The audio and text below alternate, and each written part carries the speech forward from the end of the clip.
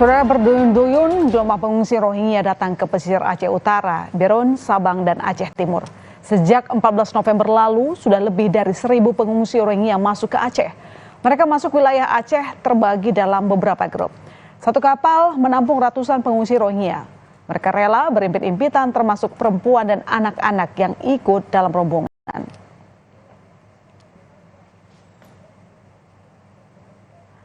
Ya saudara, setelah perjalanan jauh mengarungi lautan berharap mendapat tempat bernaung, kedatangan 200 lebih orang pengungsi Rohingya ini justru kembali mendapat penolakan. Para pengungsi ditolak warga di perairan Aceh Utara setelah sebelumnya ratusan pengungsi ini juga tidak diterima di Beron pada 16 November lalu. Sesampainya di darat, mereka diminta segera meninggalkan kawasan Pantai Ule Madon, Kecamatan Muara Batu, Aceh Utara. Warga mengatakan, penolakan bukan tanpa alasan. Ada pengalaman kurang menyenangkan saat menerima pengungsi Rohingya di Aceh. Menurut masyarakat, menolak kehadiran pengungsi Rohingya karena meninggalkan pengalaman buruk dan sikap tidak baik selama di Aceh. Warga khawatir jika pengungsi Rohingya diterima kembali bisa menimbulkan masalah di kemudian hari. Pengalaman yang lalu memang mereka nggak tertib dan mereka sewaktu-waktu juga melarikan diri. Jadi kami khawatirkan takut terjadi hal-hal yang tidak diinginkan. Warga sudah mengupayakan kembali untuk dinaikkan ke kapal supaya mereka bisa mencari tempat yang lebih layak. Kalau di tempat kami nggak ada penampungan. Ya saudara, warga mengaku kewalahan menampung pengungsi Rohingya di tempat mereka dan kapal kayu yang ditumpangi para pengungsi pun akhirnya didorong kembali ke laut. Ratusan pengungsi Rohingya termasuk perempuan dan anak-anak antre naik satu persatu ke atas kapal kayu. Sebelum melepas pengungsi Rohingya, warga sudah memberikan makanan dan minuman untuk pengungsi Rohingya sebagai bekal melanjutkan perjalanan. Luntang-lantung ditolak sana-sini. 200 orang lebih pengungsi Rohingya akhirnya justru kembali mendarat di kawasan Pantai Lok, Mambang, Kecamatan Gandapura, Beron, Aceh.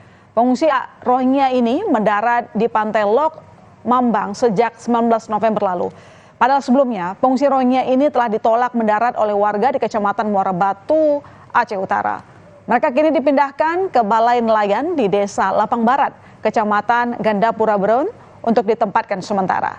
Namun warga dari sejumlah desa juga menolak para pengungsi ditempatkan di lokasi tersebut dan hanya memberikan makanan dan minuman sebelum warga Rohingya dikembalikan melanjutkan perjalanan ke laut.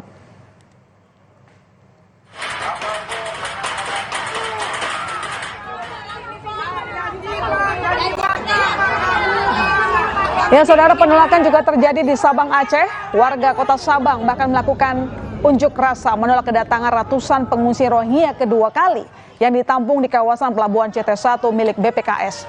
Warga Sabang mengamuk dan melakukan aksi demo di lokasi penampungan Rohingya dan mereka diminta segera dipindahkan. Pemprov Aceh meminta Badan PBB untuk masalah pengungsian UNHCR agar segera menyiapkan tempat penampungan sementara pengungsi Rohingya yang ada di Sabang.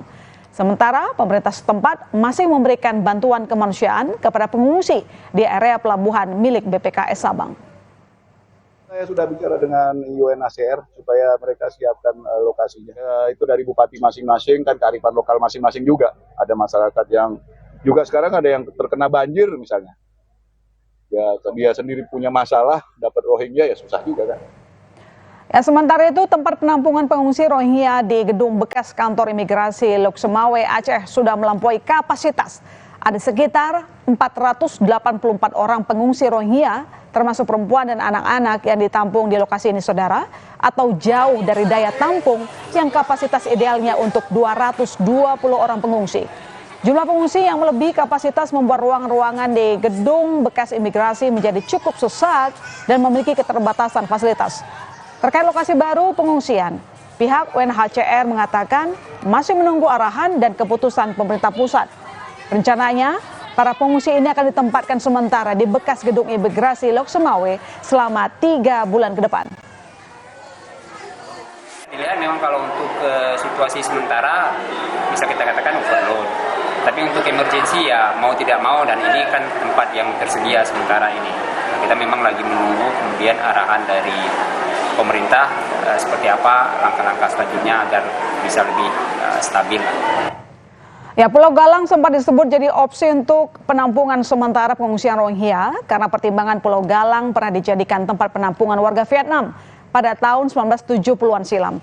Namun Menko Polhukam Mahfud MD sebagai pihak yang ditunjuk Presiden Joko Widodo menyelesaikan permasalahan Rohingya menyebut ada opsi lain untuk menampung sementara pengungsi Rohingya yang jumlahnya mencapai 1.000 orang lebih.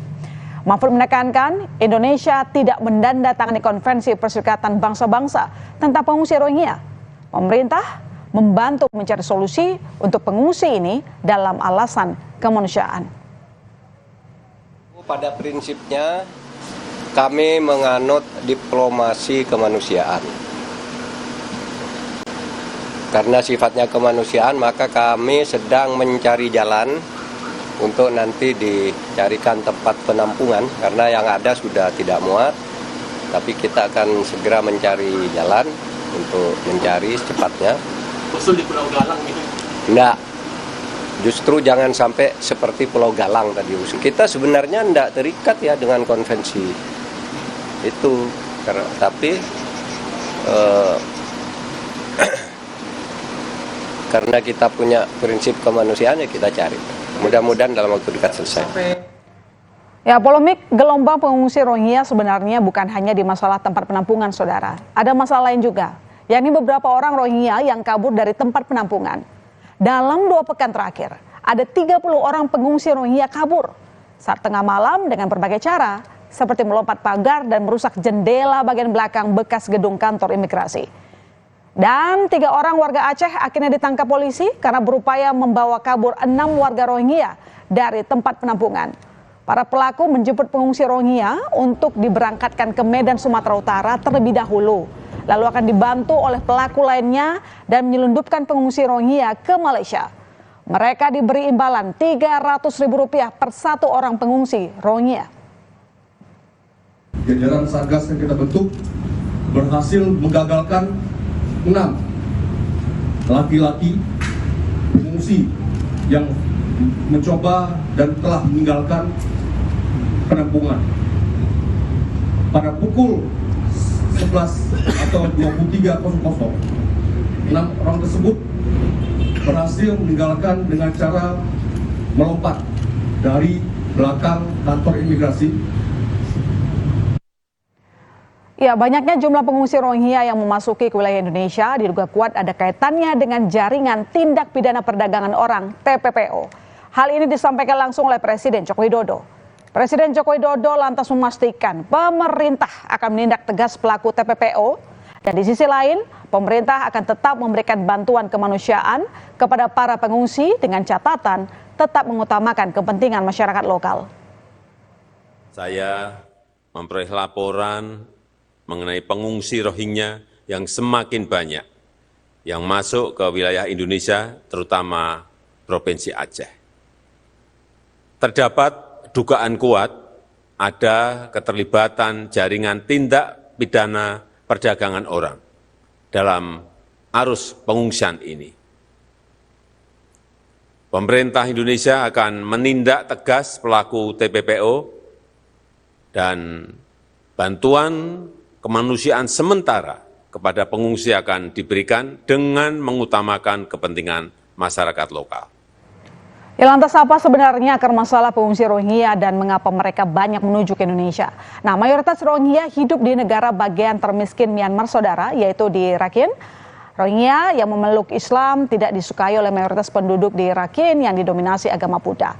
Nah, Rohingya selama puluhan tahun mengalami kekerasan sampai diskriminasi di Myanmar. Tekanan inilah yang membuat Rohingya perlahan-lahan mulai meninggalkan Myanmar pada 1990-an dan puncaknya terjadi di tahun 2017.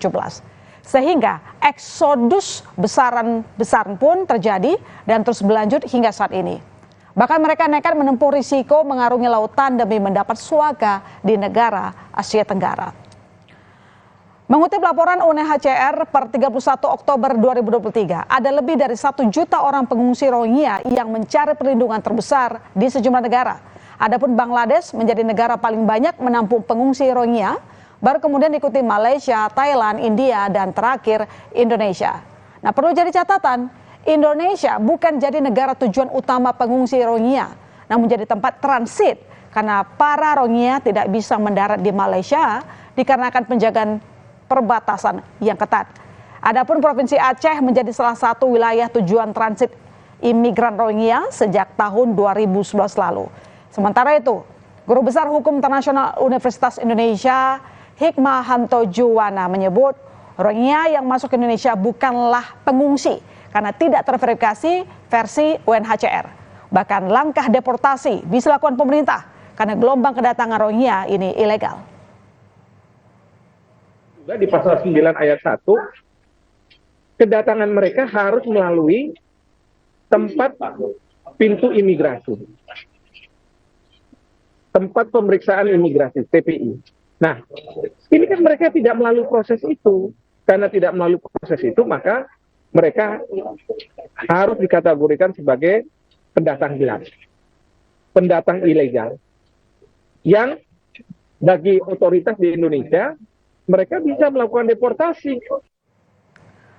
Ya, sekali lagi saudara, Indonesia sebenarnya tak terikat dengan konvensi internasional soal pengungsi di bawah UNHCR. Dan apa yang dilakukan pemerintah murni merupakan tindakan kemanusiaan. Perlu segera dicarikan solusi bersama agar tidak menimbulkan konflik berkepanjangan antara masyarakat lokal dengan etnis Rohingya. Saudara, usai jeda ada informasi polisi menetapkan ayah dari keempat anak yang ditemukan tewas di rumah kontrakan di Jagakarsa, Jakarta Selatan sebagai tersangka pembunuhan. Selengkapnya berita utama akan segera kembali.